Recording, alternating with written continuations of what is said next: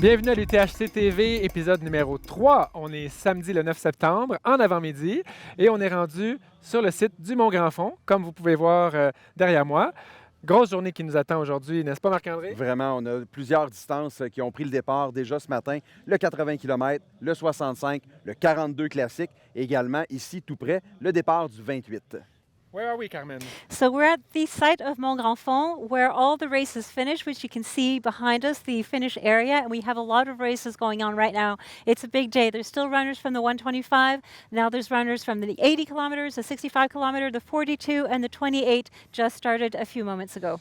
Et on a pu se rendre ici avec notre UTHC TV van qui est derrière nous, avec la van Loki, ce qui nous a permis de suivre pendant la nuit la tête de course du 125 km. Et on va faire le point là-dessus, parce qu'on a des gagnants du 125 km.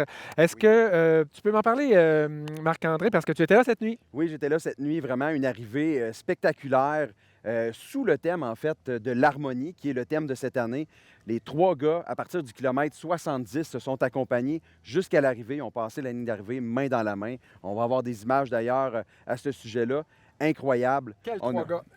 Oui, les fameux trois gars. Évidemment, on a un athlète du Canada qui est Jean-Philippe Thibodeau. Il y a également Antoine Guillon et Cédric Chavet. J'ai vraiment de la difficulté. Désolé, Cédric, avec toi. Deux seniors français qui sont venus montrer de quoi ils sont capables dans les sentiers québécois. Et ils ont remporté en 15h30. Ce qui est intéressant de souligner, c'est que c'est quand même d'excellents coureurs, mais ils sont assez loin du meilleur temps de parcours qui était de 14h40 en 2021 par l'Américain David Edges, parce que c'était pas possible d'avancer dans les sentiers. C'était de la boue. De la boue, on a entendu beaucoup parler par les coureurs. Quand ils arrivent, c'est vraiment un fait de course qui est majeur, là, le niveau de boue qu'il y avait cette année. So we're talking about the winners of the 125. It was really a historical arrival this year because we had our three men arrive together. Actually, they're going to be considered all three of them first place, and then we'll have a fourth and fifth place. And you'll see some beautiful images.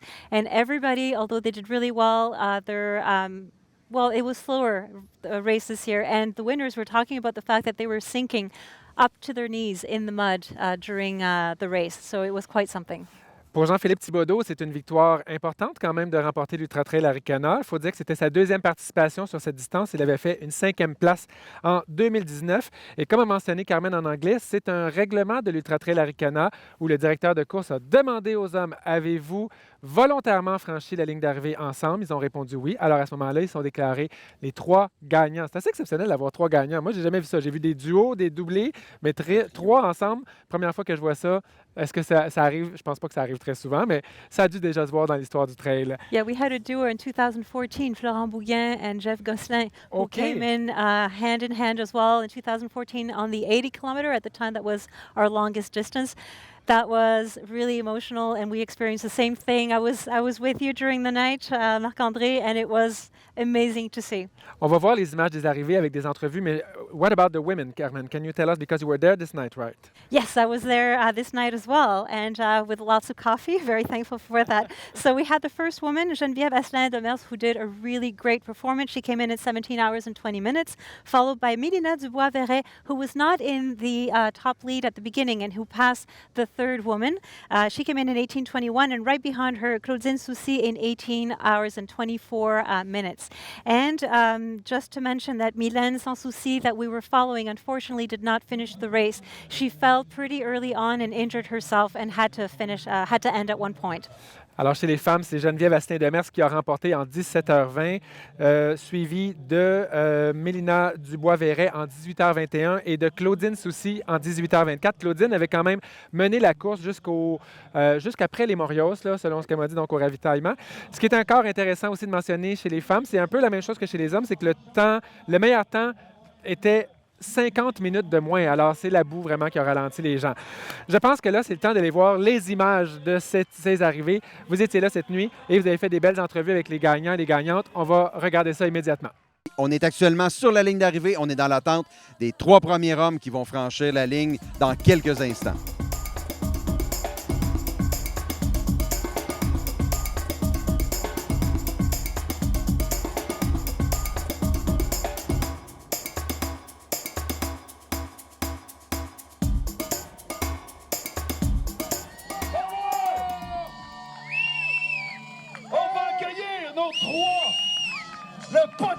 masculin, tout ensemble, d'un coup.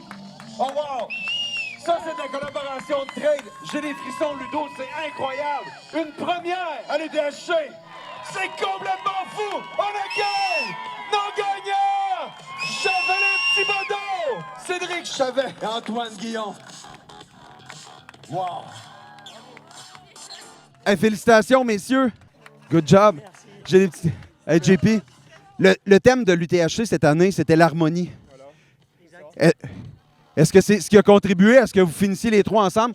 Qu'est-ce qui a fait que vous avez décidé de courir les trois ensemble comme ça, de passer la ligne d'arrivée main dans la main? En fait, ça fait depuis le kilomètre 70 qu'on est tous les trois. Avec Cédric, on s'est fait une petite rallonge de 10 minutes. Et quand on est arrivé au ravitaillement à 70 km, Jean-Philippe était là. Et puis, en fait, on a continué à 3. Et c'est bien à 3 parce que le sentier, il était en fait vachement technique. On nous avait parlé un peu de roulant, mais en fait, c'était hyper technique avec la boue. On s'est enfoncé vachement et c'était un peu amusant, mais c'était super fatigant. On n'avançait pas. On a mis un temps infini pour arriver. Jean-Philippe, tu viens de parler justement. Est-ce que tu peux nous en parler un peu de ce sentier roulant du 125? Ouais, je le dis depuis le début là, que c'est pas roulant ici. Là, puis ça a pris beaucoup de temps aux Québécois avant de s'en rendre compte, mais je pense qu'Eliott s'en est rendu compte l'année passée. Hein. Non, c'est pas roulant. C'est pas roulant. Surtout pas aujourd'hui. Hein, avec toute la pluie qu'il y a eu, souvent on calait jusqu'aux genoux. Jusqu'aux genoux en plus. Qu'est-ce qui... Comment tu as trouvé justement de travailler avec, en trio comme ça pour venir finir la course en force? Pour moi, c'était une école aujourd'hui. J'ai d'avoir la chance de courir avec les deux gars. Ça a été magique. Là. Ils m'ont donné plein de trucs, plein de conseils. C'est vraiment une belle journée pour moi. Là. Comment on peut apprécier une course comme ça, si difficile, si technique, puis en plus d'avoir la chance de le partager avec un bon ami, puis un nouvel ami qui a été créé sur les trails ici? Oui, c'est ça. Ça fait partie du trail à l'ancienne, comme on dirait. Avec mon ami Antoine, on a eu la chance de remporter quand même quelques courses comme ça, main dans la main. Donc ça me fait super plaisir de le faire avec Jean-Philippe. Il s'est bien accroché, c'est super. Et puis c'est pour l'amitié franco-québécoise, on va dire. Mais je trouve ça vraiment magnifique. On vous laisse profiter de votre arrivée. C'est vraiment incroyable. Une arrivée à trois comme ça, main dans la main. Je pense que c'est la meilleure façon de célébrer la trail. La communauté de trail, c'est fort. Ça crée des liens. Le thème cette année de l'UTHC, c'était l'harmonie. Je pense que c'est la façon la plus unique et la plus incroyable de fêter l'harmonie, fêter l'UTHC et ce merveilleux podium à trois comme ça qui arrive. C'est uniquement du bonus.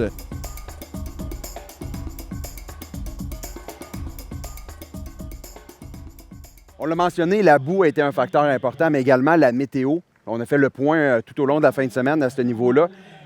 Quand même assez chaud, très humide. Ça a provoqué plusieurs abandons. Des abandons, on peut en parler, on va faire un petit point sur les DNF, Carmen? Oui, on a quand même, la liste étant quand même assez longue et comme l'année dernière, il faisait également très chaud, on a eu une longue liste de DNF. On vous donne quelques-uns de ceux-là qui nous ont le plus marqué. Donc, Mylène Sans Souci, dont on a déjà parlé, Jean-François Cochon, Aziz Yachou, Mathieu Louchard, Aziz Bazarat. Donc, malheureusement, nos deux coureurs Marocains. Victor Larocque, Anne Genet, Rémi Poitras, David Savard-Gagnon et David Jacquer. Donc, les deux gagnants, David Savard-Gagnon, Jean-François Cochon, nous ont quittés en cours de route, malheureusement. Et puis, David Jacquer aussi. Donc, les trois gagnants historiques de l'Ultra Trail 125 n'ont pas pu compléter la course, mais sûrement des bonnes raisons. Un point météo. Donc, est-ce qu'il y a eu des orages, finalement? Non. Non, parce qu'on a parlé d'orages, peut-être, finalement? Absolument rien. Vraiment un beau ciel toute la nuit. Il y a eu de la fine pluie ce matin, mais rien pour vraiment affecter, je pense, les coureurs là, dans leur beau parcours. Alors, il y a un ange là, sur l'Ultra Trail Arikana qui nous protège. Carmen, on sait que tu avais vécu l'an dernier une histoire particulière avec Ludovic Collet au départ du 125. Sean, qui vient de l'Ontario, que vous avez attrapé. Donc, vous étiez perdu. On fait un petit rappel rapide. Vous étiez perdu. Tu devais amener Ludovic au départ du 125. Vous êtes perdu. Il est arrivé 58 secondes avant le départ, mais vous aviez attrapé Sean en cours de route qui avait fait une crevaison. Et puis, il a pris le départ cette année. As-tu des nouvelles de lui? So for those who are following Sean's story, and just to recap a little bit for those who didn't listen to the first episode, Sean is somebody that we got lost last year going to the start of the 125. I got lost rather, and it was lucky because we picked up Sean, who had a flat tire, there with his wife, and we brought them to the start area. He was there 58 seconds before the start line, or before the start of the race. And unfortunately, because it was just a very difficult start, he didn't manage to finish, but apparently he's doing really well this year. He's still on the course, and apparently he's going to arrive sometime in the middle of the afternoon, is the news that I've been getting. Merci, Carmen. On a maintenant un invité d'honneur que j'aimerais accueillir, Sébastien Côté, président et cofondateur de l'Ultra Trail Arikana. Allô, Sébastien. Allô, Vincent. Sébastien, chaque année, c'est différent, l'Ultra Trail Arikana. Là, qu'est-ce qui te marque ce week-end particulièrement? Bien là, le week-end ne fait que commencer, mais mes premières impressions, si on recule au départ à la conférence de presse, j'ai été vraiment estomaqué, l'ambiance. Déjà, il y avait le feu dans la salle de conférence. Après, je suis allé me diriger aux 125 km. J'ai jamais vu un départ comme ça. C'était ahurissant. 350 athlètes avec les accompagnateurs. Il y avait de l'ambiance. Nos partenaires qui étaient là, je sais entre autres qu'il y avait The North Face qui était là. C'était vraiment fou. Ça t'a marqué, hein? Ça m'a marqué, puis c'est pas fini, là. J'ai hâte de la suite. Bien justement, parlant de ça fait plusieurs années que tu as fondé Arikana. Est-ce que tu as encore du fun à vivre l'événement puis à contribuer à la croissance de cet événement-là? Bien, 12 ans, presque 13 ans, derrière un projet comme ça. Quand j'avais débuté à l'époque, c'était un contrat de 10 ans que je m'étais donné. Et quand les 10 ans ont été finis, what's next? C'est quoi la prochaine étape? Bien, un autre 10 ans. Je dis, on repart. Donc, oui, c'est quoi la motivation? Bien, c'est toujours d'amener le maximum d'intérêt autour de la cause pour ce qui est de cet événement-là. Mais on a aussi greffé d'autres petits événements qui nous gardent occupés toute l'année. L'échappée, qui est une course plus sur route sur l'île aux Coudes, Trans-Charlevoix par étape, le festival de films. On est vraiment occupés. Puis comme si c'était pas assez, c'est un mode de vie. Merci. C'est un mode de vie parce que je cours, je suis aussi coureur. Et j'ai ma conjointe qui est aussi présidente du Club de trail de Montréal. Fait que tout ça, c'est 24 heures sur 24, 7 jours sur 7 dans le monde du trail. C'est même pas juste les événements Arikana, là. Mais on te voit, on te sent bien passionné, puis c'est le fun de sentir ça. Oui, un ambassadeur. J'essaie d'être un ambassadeur comme vous. Ben, tu le fais très bien. And now that Arikana has grown so much, what is your role now? Have you managed to specialize in something, or do you do just more things more broadly? So yes, what is my role? So I'm the president of the board. So I need to be present to every meeting that we have first, and make sure that the values of the company are very well deployed. I don't know if I can say that, but make sure that we are aligned with our values, and I really want, and I prefer to stay on a day-to-day basis on the ground with the people, and so this is the reason why I'm even this weekend I'm here. I need to see the people. I'm close to the people, and I need to work too. So, just as an example, yesterday I remember you needed the access for the YouTube profile. So I try to do my best just to give you the access. But this is for the boutique. This is the same thing with Erika, with all the volunteers. So I'm wearing multiple hats. As always.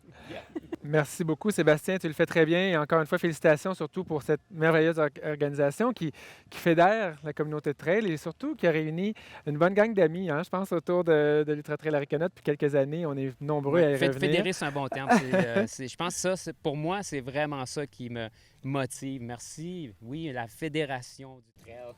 C'est tout à ton honneur. Un grand merci, Sébastien.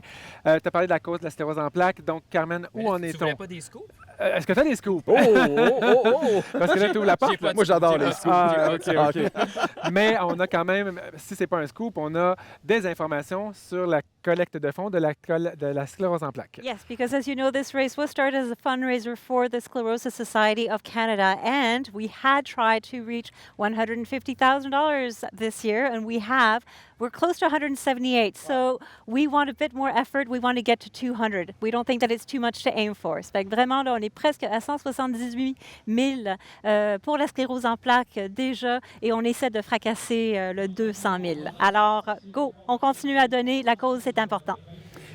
Si vous êtes intéressé à suivre la course en direct, on vous invite à aller voir le profil Instagram de l'Ultra Trail Arikana, l'UTHC. Vous allez pouvoir voir tout ce qui se passe. On tient à jour presque minute par minute tout ce qui se passe. On vous invite à aller voir également sur SportStats pour avoir les données officielles d'après-course. Parce que les courses vont vite. En ce moment, on sait qu'on est un peu au début des courses de 65-80 km. On a des résultats préliminaires. Allez les consulter sur SportStats et Instagram. Vous allez avoir des choses plus à jour. On vous mentionne qu'il y a toute une journée d'activité sur le site ici. Il va y avoir un spectacle de l'artiste Sarah Dufour à 17h ou à 18h. Je ne veux pas dire 18h, OK. Sur le site du Mont-Grand-Fond, s'il y a des gens qui attrapent cette vidéo, qui ne sont pas loin, qui veulent venir, c'est le temps de venir voir cet artiste.